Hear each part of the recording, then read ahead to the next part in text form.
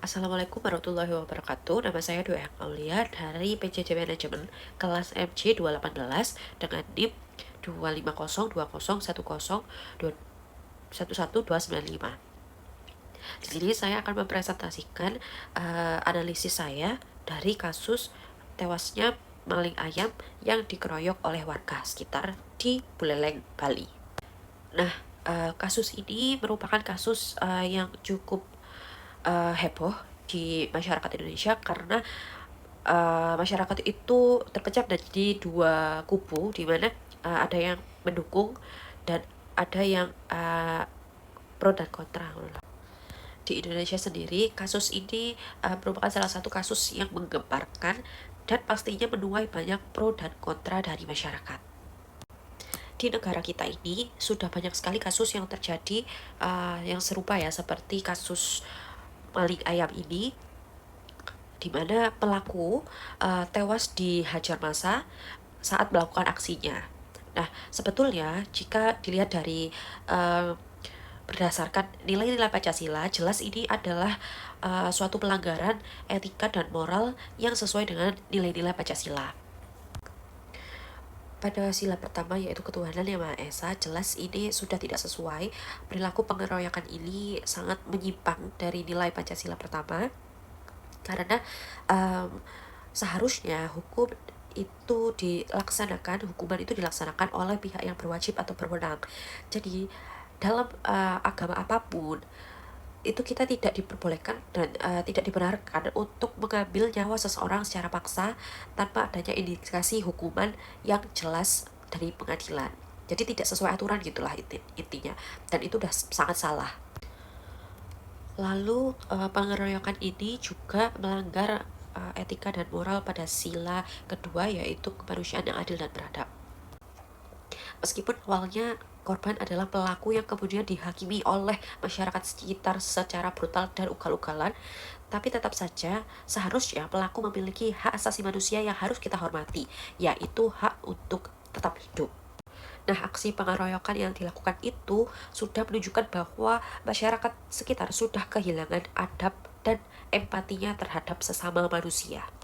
Pada sila ketiga, yaitu Persatuan Indonesia, kasus tersebut juga jelas telah memperburuk citra lingkungan yang ada pada daerah tersebut hingga dapat memunculkan berbagai perspektif negatif terhadap suatu suku, adat, agama, dan daerah tertentu. Jadi akan banyak sekali pro dan kontra yang keluar dari opini-opini publik terhadap daerah tersebut, yang pada akhirnya ini telah bisa memecah persatuan Indonesia yang telah kita bangun selama ini.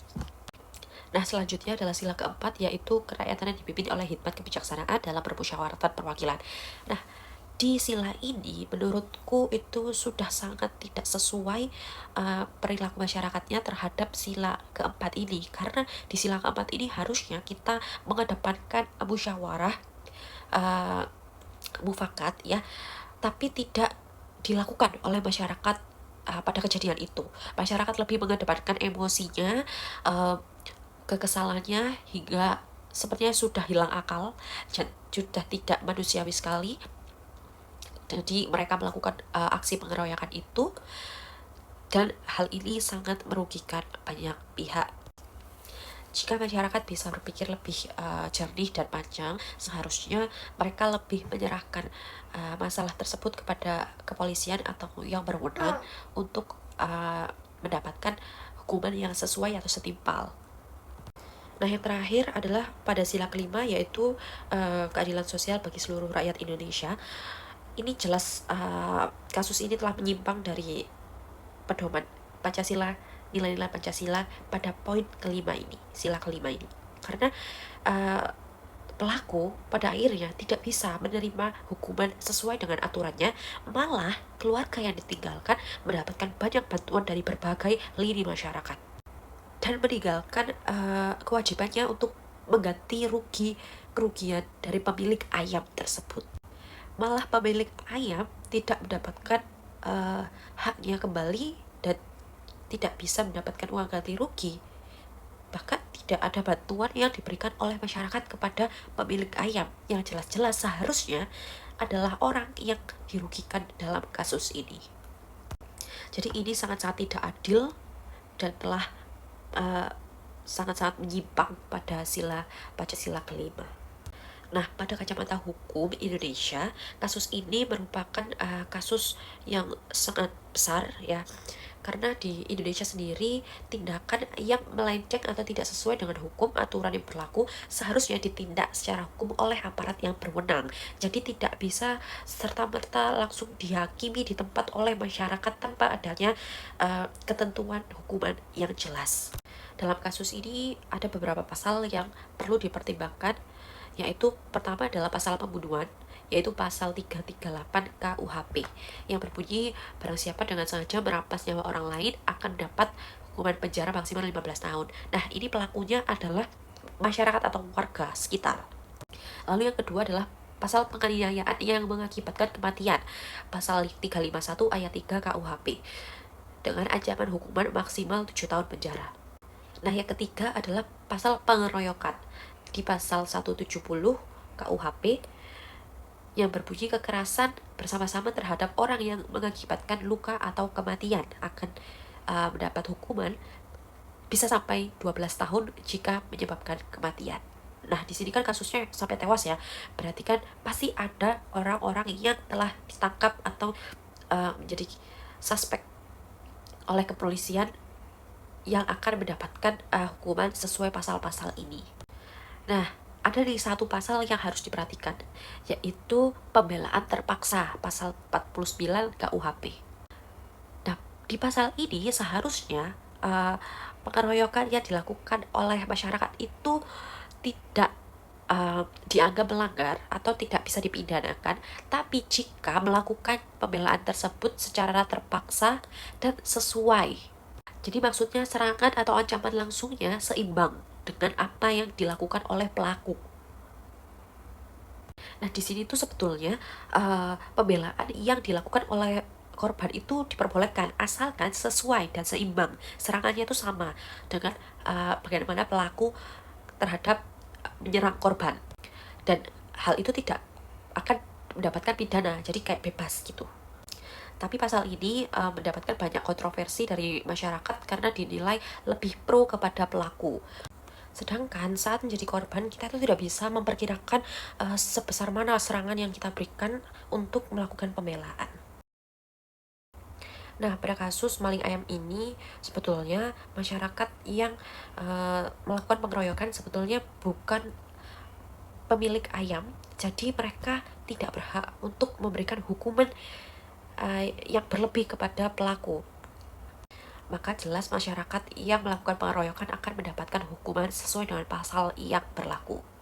Nah, sebetulnya hal ini juga bisa terjadi karena kurangnya pemahaman masyarakat terhadap hukum yang ada. Selain itu, bisa juga karena masyarakat kurang percaya kepada aparat setempat. Nah, di sini peran aparat atau penegak hukum di Indonesia juga perlu dipertanyakan karena pelaku atau yang sekarang menjadi korban itu sebetulnya ternyata residivis di kasus kejahatan yang sama, yaitu maling ayam. Nah, bagaimana hukum yang berlaku dan berjalan? Kenapa bisa sampai pelaku kejahatan tidak jerah melakukannya kembali dan terulang kali? Nah, agar kejadian seperti ini tidak terulang kembali, ada beberapa solusi yang mungkin bisa diterapkan di Indonesia. Yang pertama adalah dengan adanya edukasi hukum kepada masyarakat supaya masyarakat ini paham jika semua kejahatan yang terjadi di Indonesia ini seharusnya diberikan kepada penegak hukum supaya diadili sesuai hukum dan aturan yang tertera. Lalu yang kedua adalah meningkatkan kepercayaan terhadap aparat dengan cara menuntut penegakan hukum yang adil seadil-adilnya dan juga transparan.